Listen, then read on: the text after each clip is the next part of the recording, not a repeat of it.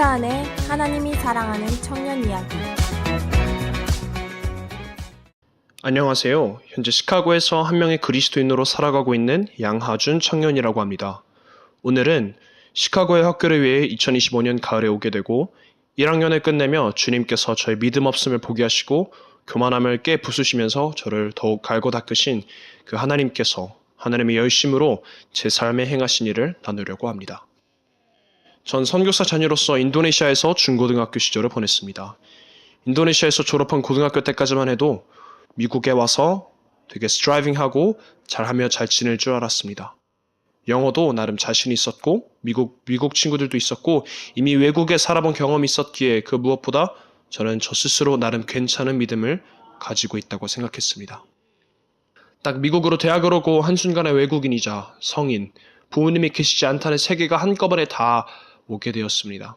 하나님이 시작부터 무섭게 저 약함을 처절하게 드러내 보이셨습니다. 하나님께서는 제가 나름대로 믿고 의지했던 것들을 잘할 수 있다고 생각했던 것들을 하나하나 다 치시고 약함을 드러내셨습니다.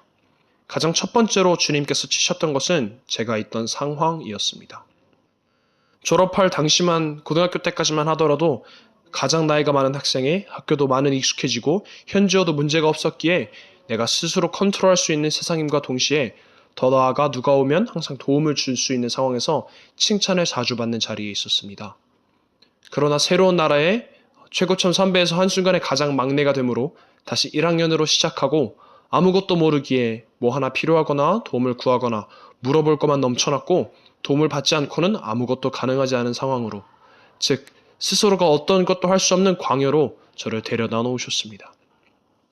작은 학교에서 졸업했기에 서로가 모두 아는 공동체에서 대학이라는 큰 공동체로 부르시고 아무도 모르는 상황에서 시작하는 하다못해 핸드폰 전화번호를 만드는 것, 은행 계좌를 만드는 것, 수업에 가는 강의실 위치를 몰라서 이상한 곳을 가기도 하고 스스로 할 수 있는 것이 하나도 없었습니다.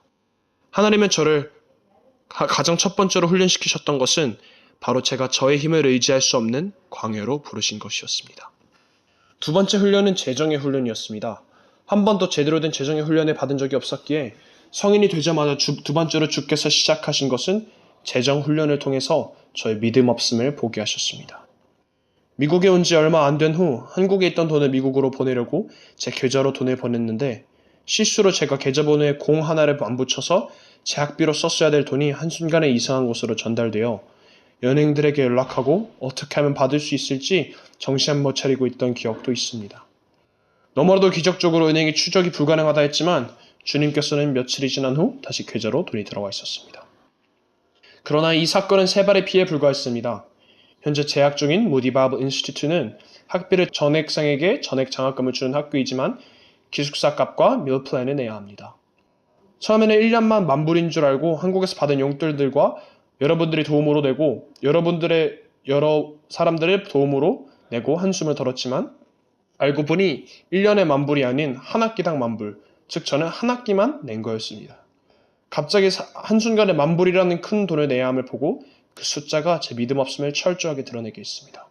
학교에서 일을 하면서도 너무나도 턱이 없는 시급. 그동안 세계의 몇몇 교회 장학금을 지원하기도 했지만 받기도 기대하기도 했지만 결과는 모두 거절. 또 학교 추가 장학금도 거절당했습니다. 학비를 못 내고 쫓겨나가면 어떡하지 하는 감정으로 가끔은 시편의 저자가 그랬듯이 베갯잎을 눈물로 적시며 지새우기도 했습니다. 압도적인 숫자 앞에 제가 할 수 있는 것은 없었습니다. 가끔 학비 생각에 공부도 제대로 집중하지 못하고 학비의 압박감이 심할 때는 그냥 밖에서 신나게 다른 친구들과 놀고 웃는 친구들이 마치 다른 현실에 있는 느낌도 들었습니다. 이 재정의 훈련 가운데서 차마 부모님의 선교비를 제 학비로 쓰기에는 제 마음과 제 양심이 허락하지 않았습니다. 그때 제 마음을 지키기에 큰 도움이 되었 것은 살아계신 하나님의 말씀이었습니다. 마태복음 6장을 외우며 주께서 보내주셨던 그 주님께서 책임지시겠다는 마인드로 하루하루를 보냈습니다. 제 믿음이 흔들리고 상황과 조건이 저를 압도하려 할 때마다 말씀을 읊조리며 믿음으로 서도록 저를 천천히 훈련하시고 계셨습니다. 조용히 주께서 하실 일을 기대했습니다. 그러던 어느 날 학교에서 한 이메일을 받았습니다. 예전에 요청한 추가 장학금 요청을 통하여 6,000불의 한 학생이 한 학기당 받을 수 있는 최대의 장학금을 받았다는 연락을 받았습니다. 도저히 믿을 수가 없었습니다. 마치 주님은 일부러 기다리신 듯 했습니다. 분명히 몇몇 사람들에게 연락하고 하면 도움을 받을 수도 있었겠지만 하나님께서는 그저 조용히 주님만 구하러 가신 그때 주님은 주님의 방식대로 일하셨습니다.